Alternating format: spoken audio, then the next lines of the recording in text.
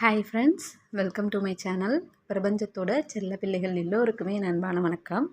இன்றைக்கி வீடியோ பார்த்திங்கன்னா ஒரு மோட்டிவேஷன் வீடியோவாக தான் உங்களுக்கு இருக்கும். இதில் காமனாக எங்கிட்ட கேட்குற ஒரு கொஷினுக்கு ஆன்சர் பண்ண போகிறேன்.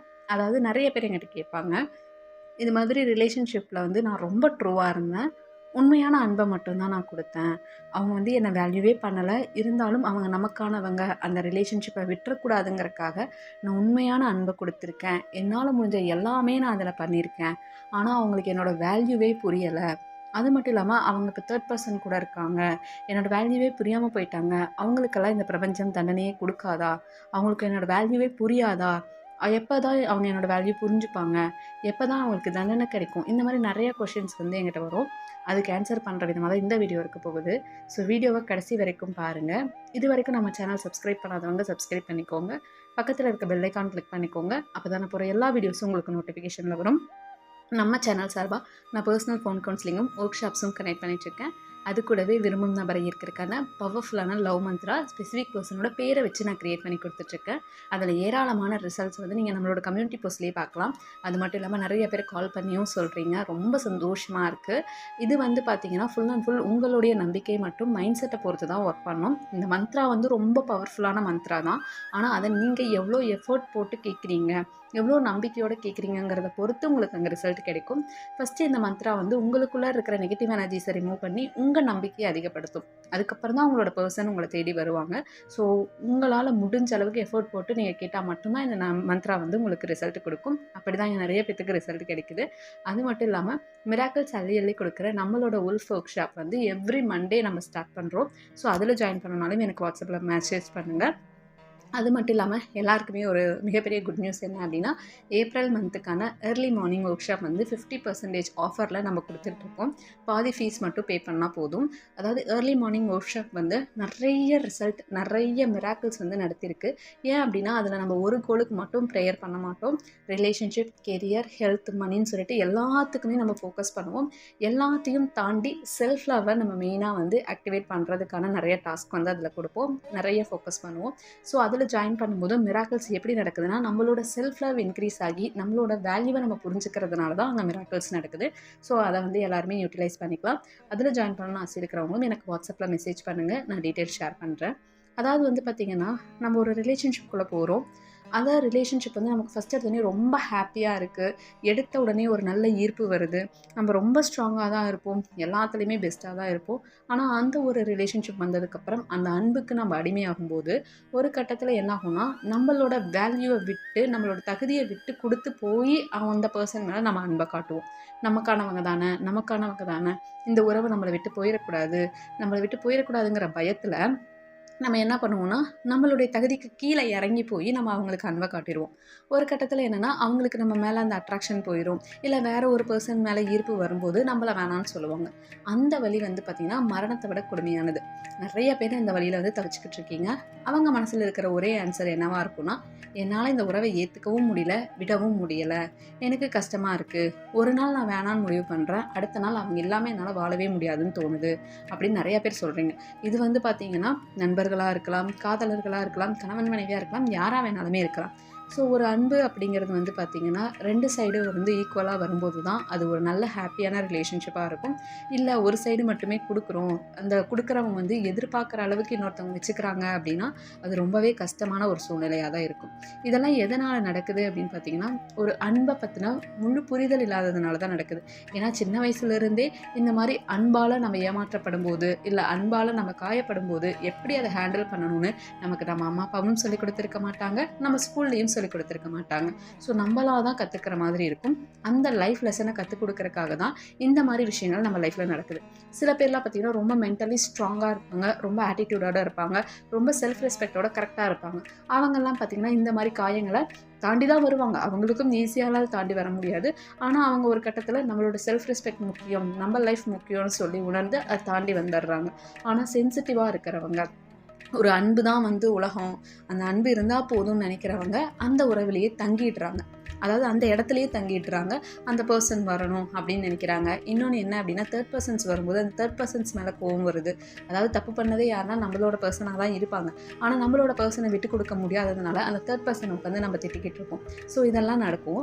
அப்போ அந்த பர்சனுக்கு எப்போ தண்டனை வரும் அப்படின்னு பார்த்தீங்கன்னா, நீங்கள் எப்போ அந்த பர்சனை அதிகமாக நினைக்கிறத நிறுத்துறீங்களோ அப்போ தான் அவங்களுக்கான தண்டனையே அங்கே கிடைக்கும்.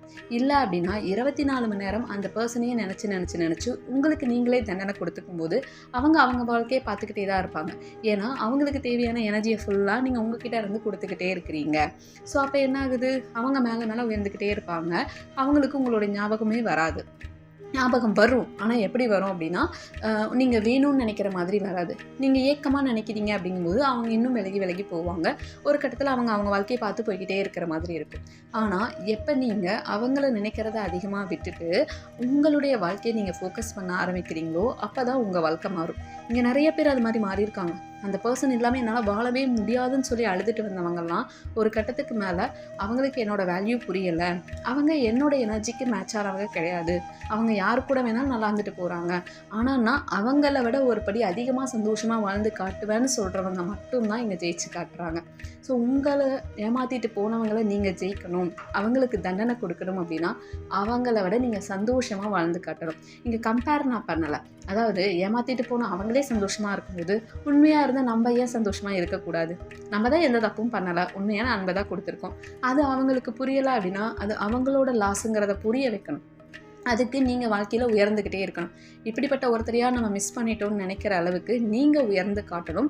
உங்கள் வேல்யூவை நீங்கள் இன்க்ரீஸ் பண்ணிக்கோங்க. லைஃப்பில் கடந்து வர எல்லாமே ஒரு தெய்வீகமான காரணத்துக்காக தான் நடந்திருக்குங்கிறத ஃபஸ்ட்டு அக்செப்ட் பண்ணிக்கோங்க. நீங்கள் கேள்விகள் அதிகமாக கேட்க உங்கள் மனத்தை நீங்கள் அதிகமாக காயப்படுத்துவீங்க. ஸோ உங்கள் மனம் உங்ககிட்ட அதிகமாக கேள்வி கேட்கும்போது இது எல்லாமே நல்லதுக்கு தான் நடந்திருக்கு, இதை நீ தாண்டி வந்துடுவேன்னு சொல்லி உங்களுக்கு நீங்களே மோட்டிவேட் பண்ணிக்கோங்க.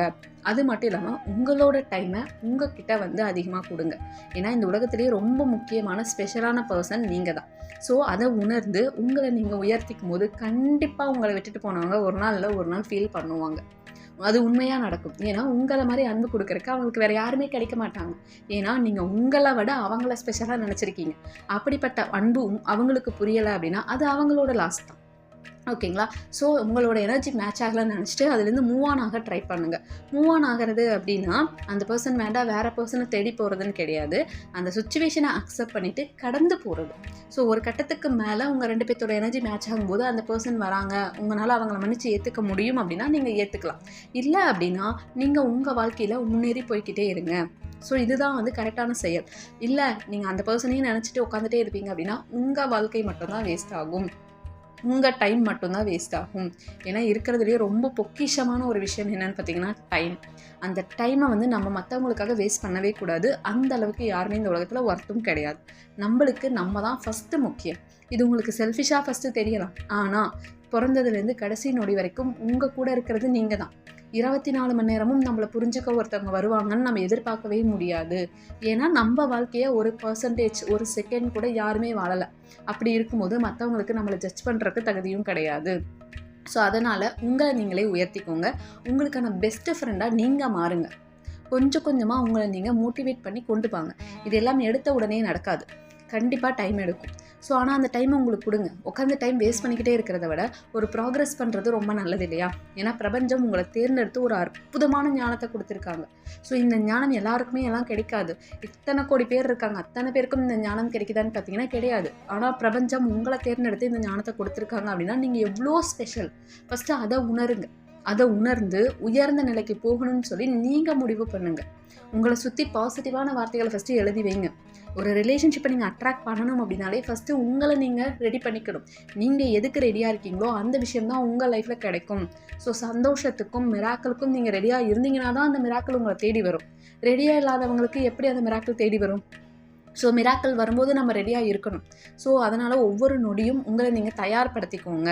கண்டிப்பாக உங்கள் வாழ்க்கையில் மிராக்கள் நடக்கும். நீங்கள் சந்தோஷமாக வாழும்போது உங்களை விட்டுட்டு போனவங்க கண்டிப்பாக உங்களை பார்த்து ஏற்கப்படுவாங்க.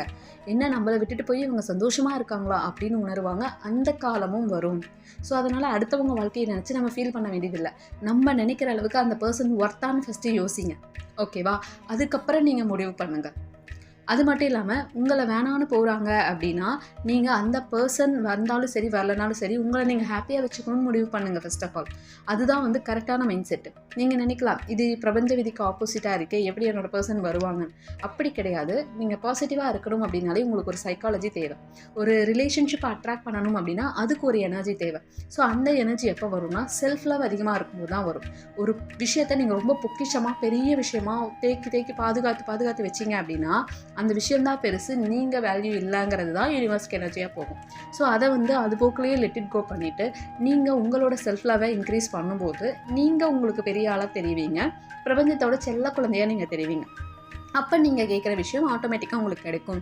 ஸோ எந்த ஒரு விஷயத்துக்குமே ஏங்காதீங்க, அதை அட்ராக்ட் பண்ணி பழகுங்க. அதை அட்ராக்ட் பண்ணுறதுக்கு உங்கள் மைண்டை நீங்கள் தான் ரெடி பண்ணணும். ஸோ நிறைய தெரிஞ்சுக்கோங்க, நிறைய படிங்க, உங்களை நீங்கள் கரெக்டாக இன்வெஸ்ட் பண்ணுங்கள், உங்களோட டைமை கரெக்டாக இன்வெஸ்ட் பண்ணுங்கள். அது ஒரு நாள் இல்லை ஒரு நாள் உங்களை உயரத்தில் இருக்க வைக்கும். ஸோ நம்மளோட வாழ்க்கைக்கு நம்ம யாரையுமே இங்கே குறை சொல்ல முடியாது, நம்ம மட்டும்தான் பொறுப்பு. தெரிஞ்சோ தெரியாமலோ ஒவ்வொரு செகண்ட் ஒவ்வொரு சுச்சுவேஷனையும் நம்ம தான் அட்ராக்ட் பண்ணியிருக்கோம். ஸோ அதை நம்ம தான் சரி பண்ணணும் அப்படிங்கிற ஒரு முடிவை எடுத்து இனிமேலிருந்து ஒவ்வொரு செகண்டும் அவேர்னஸோட கரெக்டாக யூஸ் பண்ணுங்கள். ஒரு டேக்கான ஸ்கெடியூல் போடுங்க. 2-3 முக்கியமான விஷயங்களை தேர்ந்தெடுத்து இந்த டைமில் நான் இதை பண்ணணும் அப்படின்னு முடிவெடுத்திங்கன்னா அந்த நாளில் அதை பண்ணுறதுக்கு ட்ரை பண்ணுங்கள். அந்த நாளோட முடிவில் உங்களை நீங்களே பாராட்டிக்கோங்க. அப்படி நீங்கள் அந்த விஷயத்த பண்ணலன்னா அடுத்த நாள் உங்களுக்கான ஒரு நல்ல தண்டனையாக கொடுங்க. இப்போ நீங்கள் ஒரு புக்கு வந்து 1 மணி நேரம் படிக்கணும்னு நினைக்கிறீங்க, அந்த அன்றைக்கி நீங்கள் அதை படிக்கல, டைம் வேஸ்ட் பண்ணிட்டீங்க அப்படின்னா அடுத்த நாள் 1 மணி நேரம் 10 நிமிஷம் படிக்கணும் அப்படிங்கிற மாதிரி நீங்கள் எடுத்துக்கோங்க. அந்த 10 நிமிஷம் வந்து கண்டிப்பாக உட்காந்து படிக்கணும்னு முடிவெடுங்க. ஸோ இந்த மாதிரி நீங்கள் பாசிட்டிவாக தண்டனைகள் கொடுக்க கரெக்டாக நீங்கள் முன்னேறுவீங்க. அதே மாதிரி உங்களை நீங்கள் பாராட்டிக்கணும். சின்ன சின்ன விஷயத்த கூட பாராட்டணும். வாழ்க்கையில் நடக்கிற சின்ன சின்ன வெற்றிகள் கூட நம்ம செலிப்ரேட் பண்ணணும். நம்ம பண்ணுற மிகப்பெரிய விஷயம், தப்பான விஷயம் என்ன அப்படின்னா வாழ்க்கையில் ஒரு கஷ்டம் வந்ததுன்னா அதை வருஷக்கணக்கில் மாதக்கணக்கில் பேசுகிறோம். ஆனால் ஒரு நல்ல விஷயம் நடந்ததுன்னா அதை நம்ம மதிக்கிறதே கிடையாது, அதை நம்ம கண்டுக்கிறது கூட கிடையாது. ஓகே இது நடந்துச்சு, அது நடக்கலையேன்னு உட்காந்து ஃபீல் தான் பண்ணுறோமே தவிர அந்த நடந்த நல்ல விஷயத்துக்கு நம்ம நன்றி உணர்வோடு இருக்கிறது இல்லை. நம்ம எப்போ நன்றி உணர்வோடு இருக்கிறோமோ அப்போ தான் நம்ம வாழ்க்கையில் வந்து நிறைய நல்ல விஷயங்கள் நடக்கும். நிறைய பிளெஸ்ஸிங்ஸ் நம்மக்கிட்ட இருக்குது. ஸோ நம்மக்கிட்ட இருக்கிற எல்லா விஷயத்துக்குமே நம்ம நன்றி உணர்வோடு இருக்கணும். ஸோ உங்களை சுற்றி நிறைய அன்பு இருக்குது, இந்த பிரபஞ்சம் முழுக்க அன்பு இருக்குது. அதை விட்டுட்டு நமக்கு தேவையில்லாத விஷயத்த நம்ம அதிகமாக ஃபோக்கஸ் பண்ண நம்ம மைண்டு வந்து கஷ்டப்படும். ஸோ நம்ம மைண்டு வந்து ஒரு பொக்கிஷமான விஷயம், அதுக்கு என்ன கொடுக்கணும் அப்படிங்கிறது உங்கள் கையில் தான் இருக்குது. அதை தேர்ந்தெடுத்து அதை கொடுங்க. தேவையில்லாமல் உங்கள் பர்சனை நினச்சி நீங்கள் ஃபீல் பண்ணாதீங்க. அவங்களுக்கு அவங்கவுங்க பண்ணுற கர்மாக்கான பலன் கண்டிப்பாக கிடைக்கும். ஸோ நம்ம என்ன பண்ணுறோமோ அது கண்டிப்பாக திரும்பி வரும். ஸோ நீங்கள் நல்லது பண்ணணும், நீங்கள் சந்தோஷமாக இருக்கணுங்கிறத மைண்டில் வச்சுக்கோங்க. அவங்கவுங்க பண்ணதுக்கு யூனிவர்ஸ் கொடுப்பாங்கன்னு சொல்லி நீங்கள் சந்தோஷமாக உங்கள் வாழ்க்கையை வாழுங்க. மற்றது ஆட்டோமேட்டிக்காக நடக்கும். எல்லாருக்குமே நல்லது மட்டுமே நடக்கட்டும். Thank you so much everyone. Love you so much everyone. Thank you so much universe.